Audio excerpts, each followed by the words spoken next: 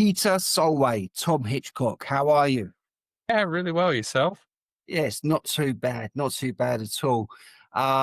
You and I, we don't know each other, so I don't. I know well next to nothing. I know we're connected on LinkedIn, but I've got a memory like a sieve at the moment because we can't remember what everyone does.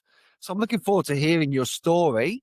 Without stealing your thunder, do you want to jump in and share who is Peter? Well, that's a very big question, but I'll give it a crack.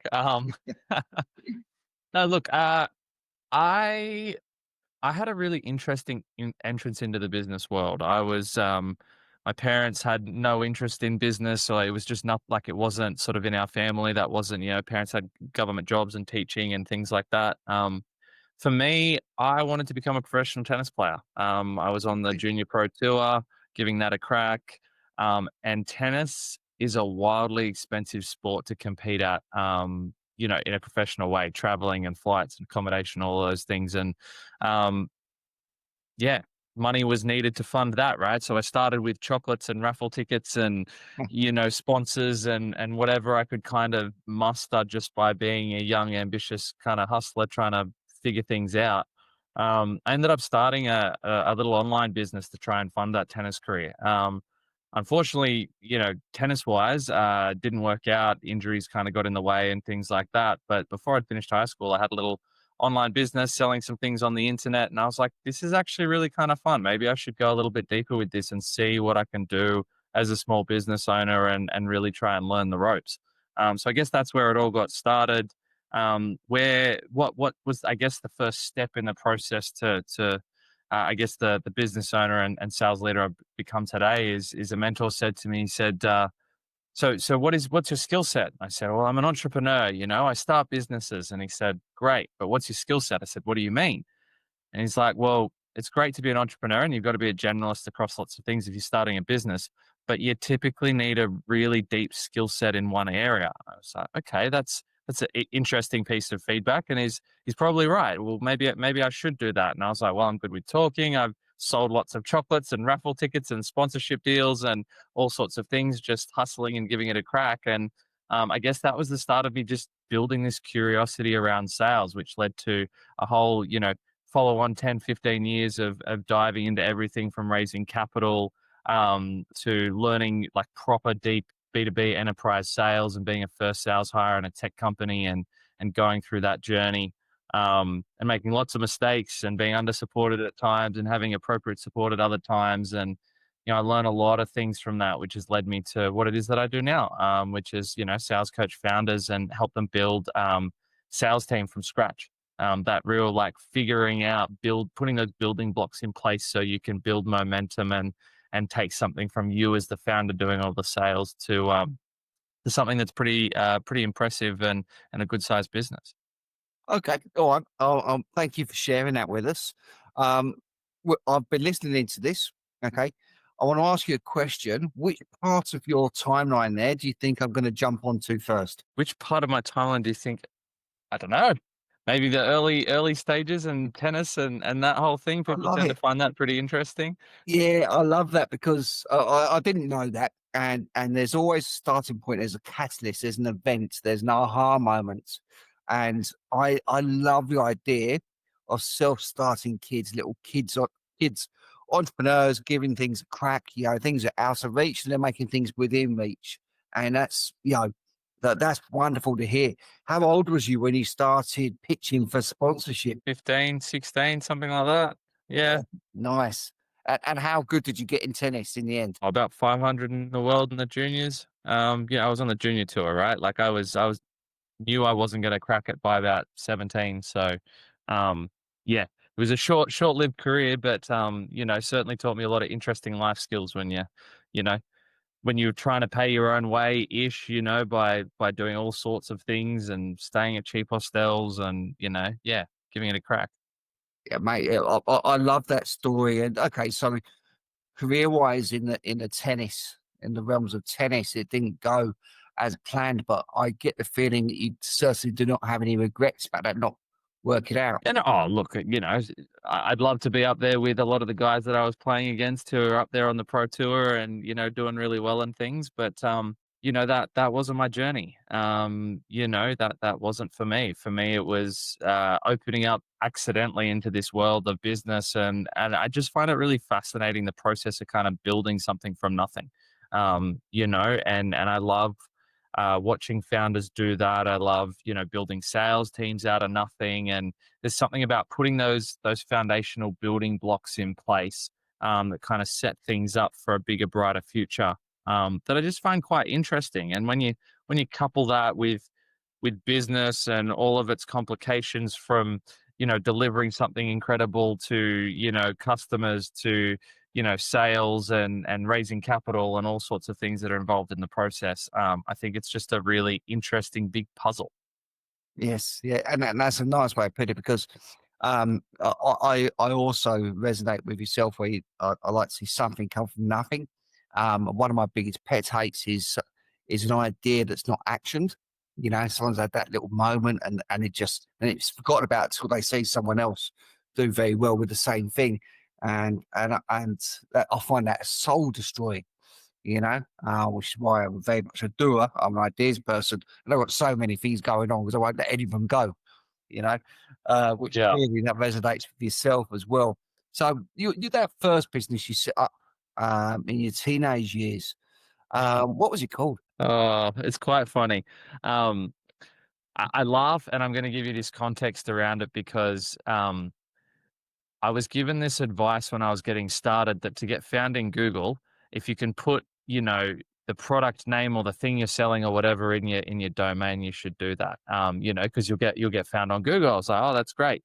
So what I was actually doing, I was importing and selling the brand TomTom, the GPS units and their accessories, phone mounts, cables, chargers, cases, whatever, right?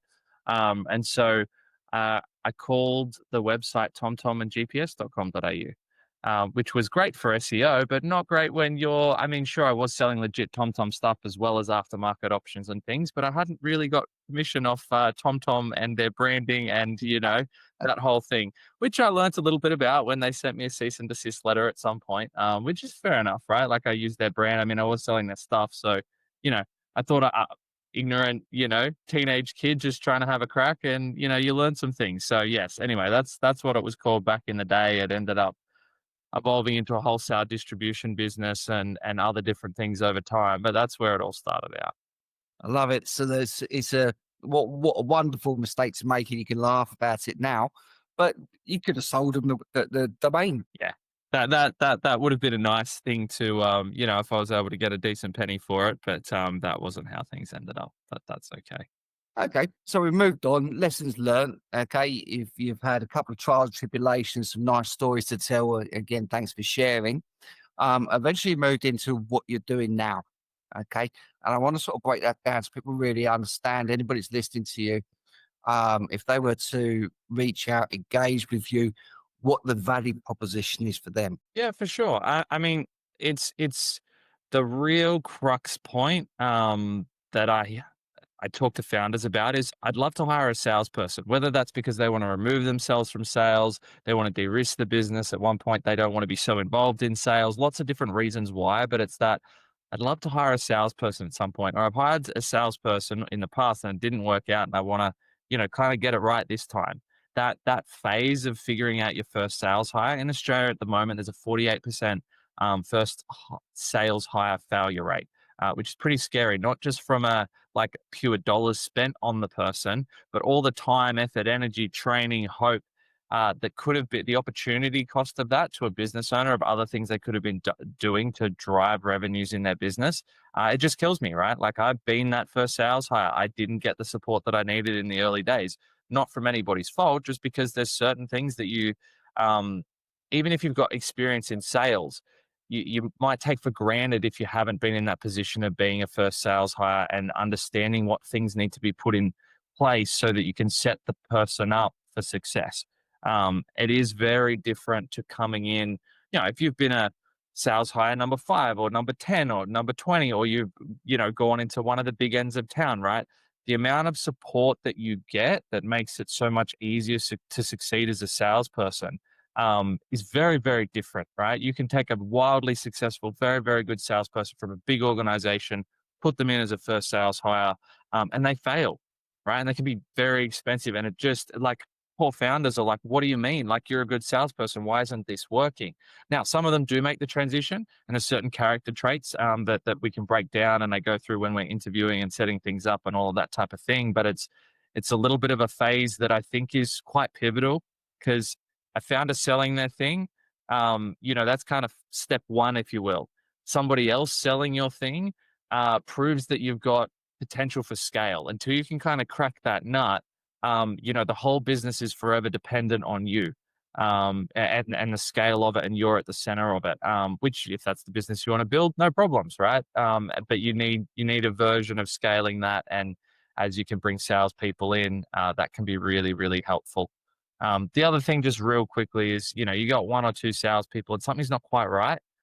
That's a really valuable point that I can come in as well, because I've lived the experience of being on the founder side and owning the business, as well as being the first sales hire, with varying levels of support over time. Like it gives me a bit of a lens, or gives us a bit of a lens, because we've got a team of us who've been first sales hires. That's our kind of specialization. There's a few of us now who go and work with Australian businesses selling B2B.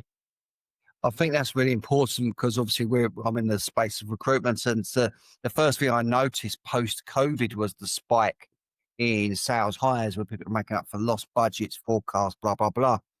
So it made the salesperson a bit of a premium and skewed the market slightly. So you'd have to pay quite a serious premium for someone who maybe not be ticking all your boxes. I'm being diplomatic with my Yep. terminology.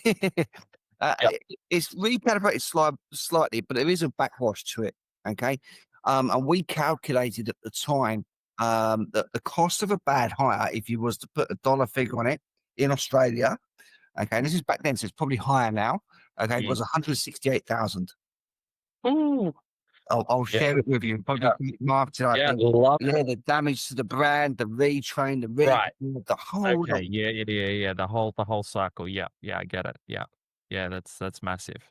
Yes, it's a multi-billion-dollar deficit in the SME or business world of work market in Australia. I don't know what these facts and stats are elsewhere, but that's a big problem for people, and that surely puts companies down the pan. Oh, for sure. And it scares them off, building a sales team in the future, right? Like it is. And, it's interesting that we're having this conversation now at the start of 25, when AI really is the flavor. I mean, AI has been the flavor for a couple of years, but I think this is the year that it actually turns from being this interesting thing everyone talks about to starting to really move the dial with tangible business outcomes. And I think it puts even more importance on those early sales hires. My theory is that you're not going to need as many salespeople. You'll still need salespeople. Those human touch points and everything are going to still be important, particularly in higher dollar value B2B sales. Um, but that just means that the impact of each salesperson increases. And when that happens, you've got to pick them right. Otherwise, the the negatives are also increased exponentially. So I think it's a really key pivotal transition point for small business owners. And I think this is really important as well because we're not what you're not saying there is these are bad salespeople. Okay, it could be the wrong home and the wrong time for both parties there. So sometimes companies are not ready. I think you Yes. allude to that point as well. Well, let's plug these people in. We just need sales go up and do it. No, no, Yep. no. Yep. That's Yep. the opposite to setting up for success. 100%. So there's a dual ownership here. You know, um, cool. Yeah, totally, totally. And there's a few factors, right? Because I think you nailed it when you said, like, founders are like, right, I need sales, so I'll hire a salesperson because that's their job, and then they'll make a sales, right? Sales isn't quite as straightforward as that. It's not like hire said engineer, code this thing, it works. It's a lot more iterative than that in the early days. There's always iteration in sales and marketing, but as that first salesperson, and like you're running these experiments of like, the founder kind of brings something that's a little bit magical because it's their thing and their passion, everything. Like, how do you extract what is extractable from them and find your way of selling? And that process of experimenting and figuring it out. some people, it's just not their go. It's not their skill set, and they can be really successful in a sales environment elsewhere where they're given those things, um, and they can leverage off those things to be wildly successful. Whereas others, that figuring it out bit gets their juices going. They find it interesting. It gets their curiosity piqued, right? That's my DNA, right? Like I'm wired like that. I find that really, really interesting. And so do some others. And then there's also the self skill set level and things. So when you break it down, it's like you've got to have the right things in place to be able to hire a salesperson, right? So that if you hire the salesperson and they don't work out, it's not because you didn't show up with the right support, it's because it's the wrong person. Then ideally you've got to try and reduce the risk of it being the wrong person. And so that's when it comes to really aligning the type of salesperson that you hire with the sales skill set you need. Now, a lot of founders aren't aware of this, but like there are so many nuanced skills within sales, just like there are in every other job, right? In a really simple sense for the guys listening today, I just want to break it down into three simple phases for us, right? Lots of micro skills and everything we could go into. But there's the open, right? The guys who can go hunting, who can create an opportunity from nothing, whether that's a cold call, a cold LinkedIn message, going to trade shows, leveraging their network, what like starting a conversation that could lead to business from nothing. That's the open. Once you've got the meeting, the conversation started, now we're moving into the navigating phase, right? The negotiations, the demos, the talking to your boss to get approval, whatever it might be, right? Evaluating the solution. We call that the navigate phase. And then there's the closing, right? How do you actually take those conversations and get you know, the dotted line signed, the deal done? How do you get it across the line, right? Um, Most salespeople tend to get really, really good at two and have one that lags behind just because of the way that they're wired. And so, depending on the way that you set your business up, what's required in the role, if you've got marketing down pat and you've got heaps and heaps of leads, well, maybe you get someone who's really good at doing the demo and the close. Or maybe you're lacking leads and that's the important thing. And then you, as the founder, you can come in and close the deals, or you can get a bit of sales coaching to close that gap. So it's like this game of chess of like, let's set us as the business up right, then let's select the right individual. And you've also got to have the right budgets, for that individual. If you want certain skills, I've got a framework that we break down each of the areas of sales skill set. So when you're hiring a salesperson, it's not just, oh, cool, you can sell. Yeah. When it comes to B2B selling, every 20K that you spend more on in salary, sales has got lots of commissions. Please don't hire commission-only B2B salespeople. They typically don't work. They can, but you can walk into big salaries and big commissions in other environments. So why would someone who's good go into the commission only, Anyway, as I was saying, so you can break it down between 80 and 160 grand. Every 20K bracket, you get a new set of skill sets typically, right? The market moves, it makes it easier. Those things flex a little bit. But once you cross 100 grand, there's a certain particular skill set that just means that you will make more revenue from the time you spend selling, right? Once you get towards 150, you've really built some sophisticated selling styles. You know how to work through complex conversations. It's not something you need to learn. You come along with that. In some businesses, it makes more sense to hold off on hiring to get more cash to hire those more senior people early on.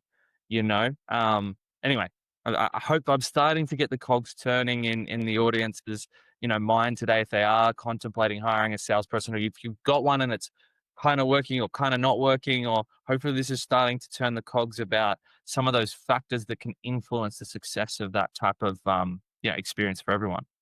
Yeah, no, I love that. I enjoyed that. So I like the way you broke that down to three components. I've heard a gentleman called Peter Lekovich talk about a fourth component on that because he doesn't like the term closing because it sounds there's a little bit of a negative component. It's like the end of a journey when it's actually the start of a journey. So he adds a fourth component to that, which is an interesting conversation and good viewpoint. But somewhere down there, you could then draw another line where you got the hunter farmer. Yep. There seems to be Yep. that's there somewhere, maybe a little bit fluid, but that's interesting. But let's go with your 3 points then. I feel that a good founder, owner, managing director who is selling their business, they would have mastered those three because it's their business. You know, In a It depends. I'm gonna challenge that a little bit, right? They have to be able to do all 3, but and this is the thing with salespeople too, they typically are able to do all 3. But if you're scoring them out of 10, right?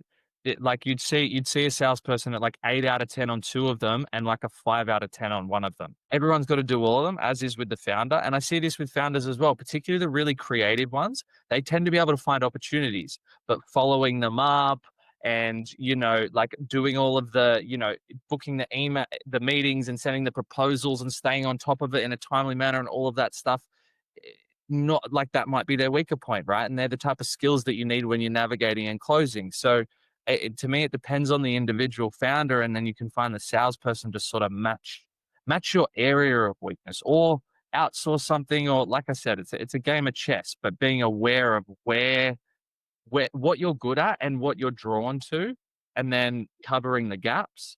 That's where I think that the magic starts to happen. Yeah, no, that makes perfect sense to me. And I think those people that listen to this are not necessarily in sales, and for them, maybe sales is a muddy word, which is a shame, but it's understandable. I think they also need to understand, people need to understand that this is in every aspect of your lives. You know, the fact that we make an effort to make a friend with someone, moving from being a stranger to being a friend, means we need to be able to sell ourselves. People feel good in our company. You know, there's value to our presence. You know, so the skills that you learn within sales and to sort of splice into your career are extremely transferable and serve you well. Totally, and the thing that I wanna, I guess, invite people listening along to think about that might feel like sales is a dirty word, or I'd never be a salesperson, or that's not for me, is that the reason I'd like you to look into why you feel that way, right? Now, my guess is it's probably because you've had somebody trying to sell you something, and they're trying to push it on you, and they're not actually listening to you. You don't actually need what they've got to say, what they've got, or maybe you do, and they're just so pushy and annoying that it was just such a horrible experience that you get away from them, right? There is a way to sell that isn't like that. You can do it in a way that actually feels good and doesn't annoy people, and actually adds value to the world. It is possible, and like for me to talk to you the specifics of how to do that, it would take a lot longer than what we've got time for in this session today. But the way that there's 2 principles I can leave that hopefully start the cogs turning around that. The first is, um, instead of saying something, "You should buy my thing," ask a question that makes the person you're speaking to contemplate whether it's a good idea to be investing in your thing to solve their problem. Yeah, if you can ask a question, then you can find out information, and maybe they just self opt out and they're not a good fit, and you know that by the question you've asked, rather than saying you should buy my thing, right? That's an absolute foundation, that does take a while to actually master. The other thing is, be okay to walk away. This is what makes people pushy when they're like, "Oh, I have to sell this thing," or "You have to buy this thing," right? If it's not a fit, walk away. you know, I've had sales trainings from all sorts of people over the world, and one person in particular that had a specific movie made about him. We might be able to put 2 and 2 together, who was very famous. I did his sales training, and his ethos was close everybody who's closable. And I think that is at the core of why we don't like salespeople. Because if they're trying to close you just because you have a potential to close, not because you should be closed, this is where I change the statement. It's like close everyone who should be closed. Yeah. If making that decision to work with you, invest, is going to be the right thing for them, then you should challenge them. You should have a conversation that can invite a different way of thinking, and potentially do some business together. And if you're okay to walk away when it's not, they can feel that. If they say something genuine that just means that it's not a fit for them at all, or right now, sometimes it's not a fit right now. 6 months' time, it might be. Yeah? Listen to that. Move the conversation in line with that. Don't just ignore it because you want to sell stuff, you know? And you're absolutely right. I think that's definitely at the core of why people don't like salespeople. And I do some training in this space, and it always unearths the same information, as the same perspective and perception as well. Just as I wrap up sales, then, okay, I've got one question for you, and I ask this of anybody that knows the mechanics of sales. And personal curiosity only. Okay. In your opinion, what is the strongest word in sales? The singular word, Singular word, most important in sales. the strongest, the most powerful. Most powerful. I really don't know. I'm a question guy. I need a full sentence. One word? What have you got it down as? I've had quite a few answers, and all of them are valid. So for me, there's no right or wrong on this at all, and I mean that. Okay, but I still stand by my word for that, and it actually talks to one thing you were saying just now. The strongest word in sales for me is no. When someone asks, "Is this something you could do?" and it's you're over promising and you're going to under deliver. It's not the right time to be closing them, etc., Mm. etc., etc. It's a great framing around it. And I get it when you say it like that. Yeah. Yeah, it works. It work for me. It works wonders, and I don't know. It triggers some sales emotions there, and you automatically by default fall away from the stereotype. So Love it. anyhow, you didn't say no to the podcast, so that's a good thing. Um, Yeah. okay. So just as we wrap up, then anybody listening to this that'd like to reach out, have a conversation with you, start their own journey, what's the best way for them to make contact with you? Either LinkedIn or our website. So check me out on LinkedIn, Peter Solway. You can see, a link to our website there for foundersalessolution.com. That's two S's, foundersalessolution.com. We've got a bunch of free resources and things like that. I know some listeners are going to be much earlier stage in their business. We've got I've got free little clips on there. I've got a one-page guide to finding leads and a really short 4-minute free sales self-assessment so you can see where you're at and get some tangible takeaways to kind of virtually build our relationship before having a conversation. But if you're looking to hire a salesperson sometime soon, that's when you want to jump on that Calendly link on the site or on LinkedIn and have a bit of a more detailed chat with us. Mate, it sounds good. I really enjoyed that conversation. Looking forward to the next one. Sounds good. Thanks for having me, Colin. Thanks, Peter.